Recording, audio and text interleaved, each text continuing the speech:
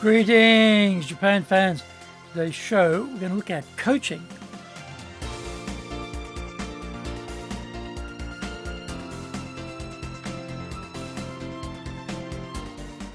Maishu, arigatou gozaimasu, and welcome back to the 10th year of the Leadership Japan series. I'm your host in Tokyo, Dr. Greg Story, Dale Carnegie Tokyo franchise owner, president of Dale Carnegie Tokyo Training, and 3-time best-selling author of Japan Sales Mastery, which is Zaegyo in Japanese, Japan Business Mastery, Japan Presentations Mastery, and my new book, Stop Wasting Money on Training, which in Japanese is Training de Okane o Muda ni Suru no wa Yamimashou.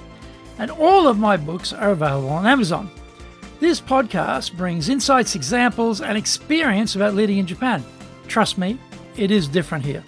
Don't forget to subscribe and share this podcast with your family, friends, and colleagues.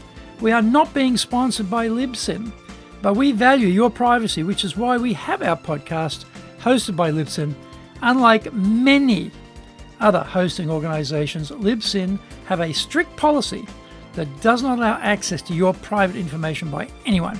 Mondays, the Cutting Edge Japan Business Show podcast. Tuesday, the Presentations Japan series. And every second Tuesday, the Business Tatsujin no Oshie show.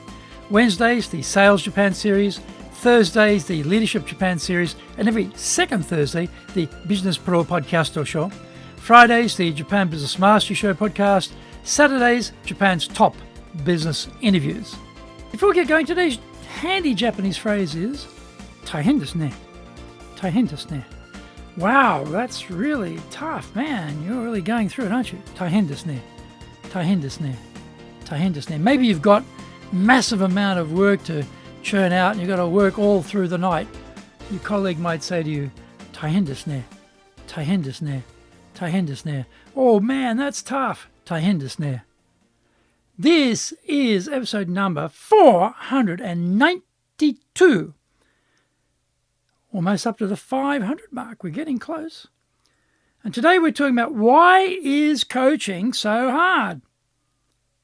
Bosses coaching employees is such a critical task, yet so few leaders get any training on how to be effective in this role.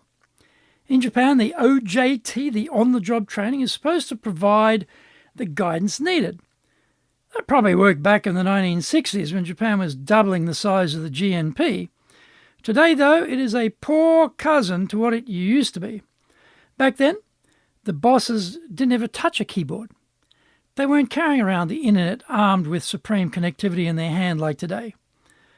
The time-poor pressure we feel today was probably evident then too, but I think the speed of business has accelerated to an extent which makes comparisons between then and now meaningless. Today's leaders are doing their own email, answering their own mobile phones, and constantly migrating from one meeting room to another. The one-on-one time needed for coaching has sailed out the window and been replaced with a thin version of OJT. Time management is a challenge for everyone, including bosses. I'm always astonished when we are teaching leadership classes to find out the vast majority of people in the class do not have a prioritized list of things to get done every day. If a leader is not prioritizing their day, then they are living the prioritized day created by someone else. To coach subordinates, the first thing you need is time. If you don't have that most basic ingredient, then nothing will happen in any sustained, meaningful way. Let's assume the boss has at least managed to make time for their staff. What else do they need? Sports coaches, once upon a time, would coach everyone in the same way. Hollywood has captured that old narrative with the scenes of locker room oratory from the coach whipping the team up into a frenzy before they go out for the game. Nobody is doing that anymore, for a good reason. It isn't niche enough to cater for each individual. Sports coaches have worked out that they need to know the personality type of their star. They understand how their athletes prefer to be communicated with, and then match to that style. Shouting incendiary phrases at introverts won't get very far. In the same way, whispering conspiratorially in dulcet tones won't work with extroverts who want to feed off the energy of others. This applies to the motivations of each staff member as well. Of course, the firm will have their vision, mission and values as guiding lights for the staff. The usual problem with that, in my experience, is no one can remember much of it. Vision, usually nothing. Mission, the same. Of the 5 or so values, the team get around 2 or 3. What that means is that there's been poor communication about the supposed glue of the organisation. Just for fun, do a quick survey of your team and see how many remember any of this stuff, and don't forget to include yourself too. Find out more. We come back from the break.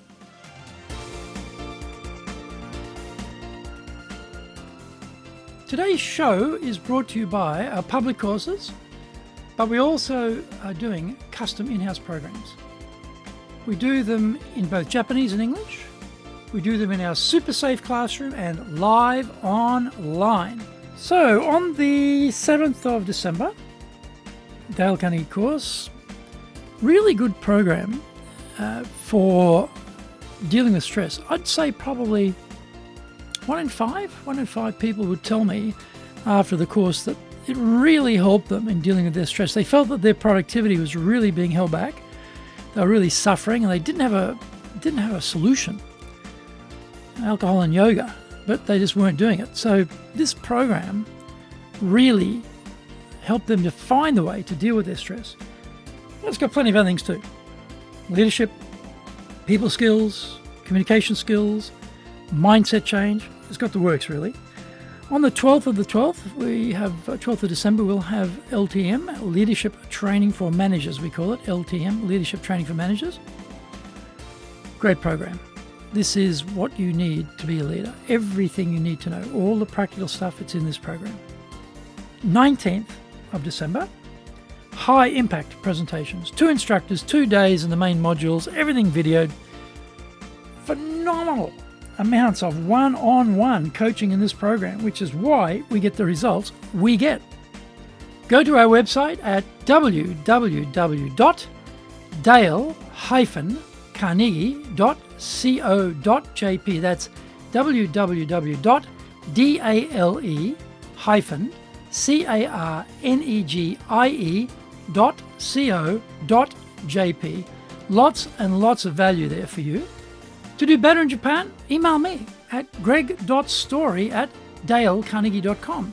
If you like learning by watching video, then we have nearly 2,000 there for you at Tokyo, Japan, Dale Carnegie TV on YouTube. Welcome back. The boss needs to know what are the personal vision, mission, and values of their staff. What do they want to do? Also, have they changed it since you last checked? Because people's lives change. If you get married or have children or lose a parent, then a lot of aspirations and goals get adjusted. The boss needs to know what the new plan is.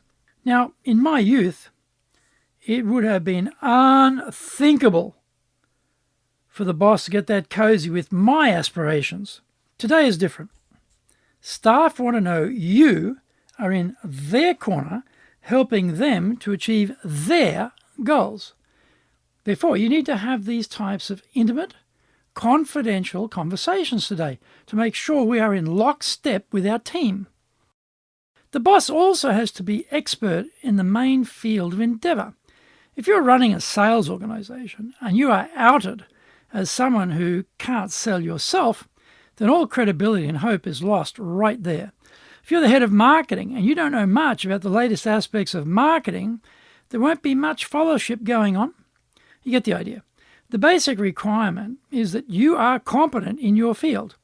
As the boss, we don't necessarily have to get down in the mud and the blood of the machine, but We have to demonstrate we know how things are supposed to work around here. That is the minimum to be taken seriously when coaching others.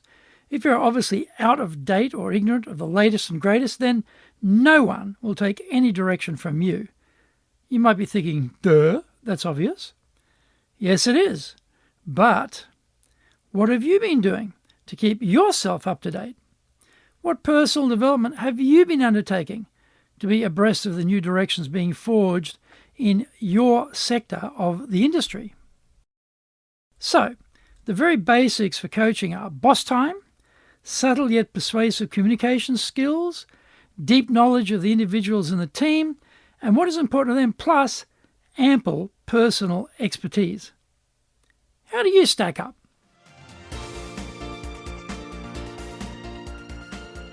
Thank you for joining the Leadership Japan series. If you found the program useful, then tell your family, friends, and colleagues. Don't forget to subscribe and share this podcast.